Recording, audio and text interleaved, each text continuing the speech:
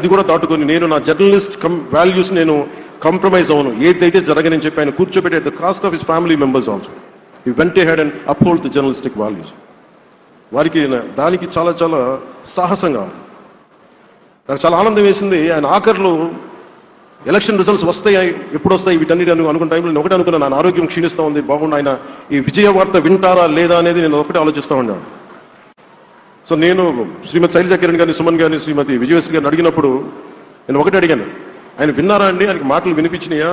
అందరూ చెప్తారు ఆయన వినిపించట్లేదంటే, లేదు చాలా ఒక 24 గంటలు ఆ విజయాన్ని దశాబ్దం పాటు నలిగే, దశాబ్దంన్నర పాటు నలిగి ఆయన్ని నలిగిన తర్వాత ఆయన అలాంటి వ్యక్తి విజయ వార్త వినకపోతే అక్షోభిస్తుందేమో ఆత్మని అనిపించేది. కానీ విజయ వార్త వినే ఆయన పరమదించాడు.